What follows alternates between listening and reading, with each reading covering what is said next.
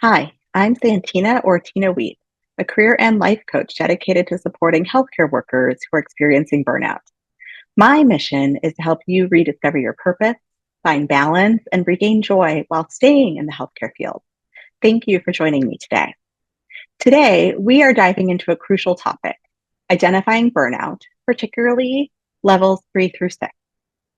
Burnout is a widespread issue in healthcare, and recognizing the signs early can make a significant difference in your well being and career satisfaction. Now, before we get started, let's briefly define burnout. Burnout is a state of emotional, physical, and mental exhaustion caused by prolonged stress. It's more than just feeling tired, it's a chronic condition that can impact every aspect of your life. Burnout exists on a spectrum with 12 stages. And today, I want to focus on levels 3 through 6. These levels often signal that burnout is starting to take a deeper toll on your life, but with the right strategies, you can turn things around and have a more balanced and joyful life. Let's break down what each of these levels might look like. Let's start with level 3. You might frequently feel irritated and small tasks feel overwhelming. You might notice that you're quicker to snap at colleagues or loved ones. It's easy to brush this off as just having a bad day or even a bad week, but it's important to recognize that this persistent irritability is a sign of deeper stress. If this is happening just once in a while, that is okay and is not burnout. However, if you notice that these things are happening more often than not, that you're having these days more often than not, perhaps it is time to intervene. Okay, let's move on to level 4. In level 4, physical symptoms start to appear.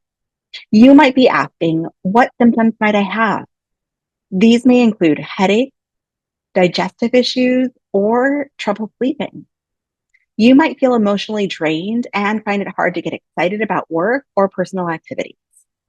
These symptoms can be easy to dismiss as unrelated issues, but they often signal that your body is responding to prolonged stress.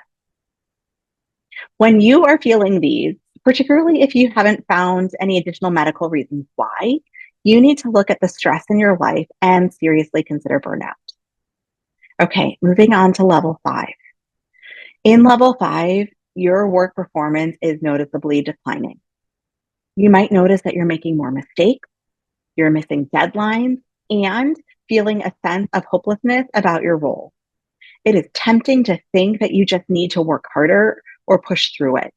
But these signs are really red flags that you need to address your stress levels. And finally, level 6.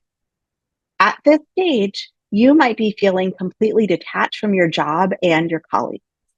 You might have thoughts of leaving the profession entirely and struggle with severe anxiety or depression. It is crucial to take these feelings seriously and seek help, as they indicate severe burnout and other trouble. So those were symptoms of level 3 through 6 of burnout. But there are some more signs and symptoms. Let's talk about some signs that are often easy to brush off.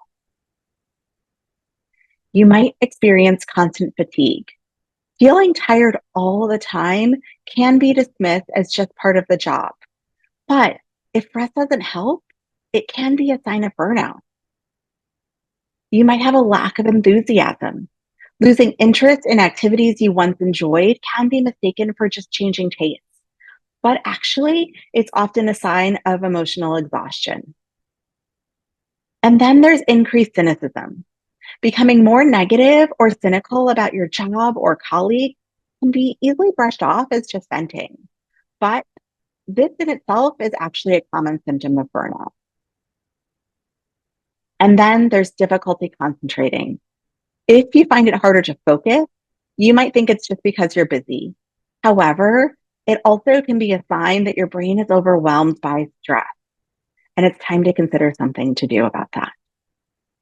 To give you a real life perspective, I'd like to share a brief story about my own experience with burnout. When I first recognized that I faced burnout, as I look back on it, I don't think I ever consciously realized what it was. I just felt like everything around me at work was going wrong, and nothing that I did mattered. I felt less enjoyment seeing my patients, which I used to love. I had constant headaches and was short and snippy with everyone all the time. I did seek help at that point. I had grief therapy and started thinking about whether I should really stay in my role, my organization, or even clinical medicine at all. Ultimately, at that time, I did stay in my organization and in clinical medicine, but I also started to do the work.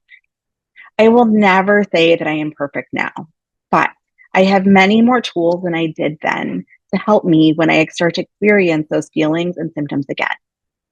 Now that we've identified these levels, what can you do if you recognize these signs in yourself? Here are a few steps. First, acknowledge your feeling. Don't ignore the signs. Recognizing that it is okay to feel this way is truly the first step. Awareness is the first step towards making a change. Remember that burnout is different than just feeling stressed, though.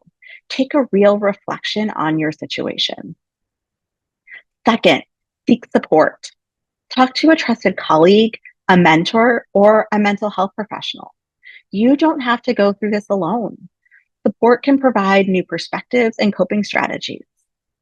This is also where a career or life coach can be helpful, particularly to help with your mindset and formulating a plan to get you onto the next step. Make sure next that you implement self care. Prioritize activities that rejuvenate you, exercise, hobbies, spending time with loved ones. Small steps towards self care can make a huge difference in your overall well being. And then set boundaries. Learn to say no and manage your workload to prevent further stress. Boundaries are essential for maintaining a healthy work life balance. Now, some of you might not like the term boundaries. It might feel like you're putting up a wall. And so I would offer you a different way to look at this and thinking about looking at your priorities and honoring your priorities. When you honor your priorities, you still can learn to say no and manage what is reasonable. Remember, acknowledging burnout is the first step towards recovery. I've been there and I know how challenging it can be. I'm sure I'll be there again. And now at least I have the tools and strategies to help me get through it. And you can do the same with the right support and strategies. You can overcome it and find joy in your work again. If you found this helpful, please make sure to check out my blog for more tips and resources. Please follow me on Instagram and here on YouTube for future sessions. If you have any questions, drop them in the comments and I'll happily answer them shortly. You can also give me recommendations on what you would like me to talk about. And if you're interested in more personal or one-on-one support, please set up a call. I'm happy to figure out if we can help each other.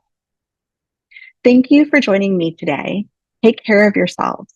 And remember, you are not alone in this journey. Until next time, stay well and keep thriving.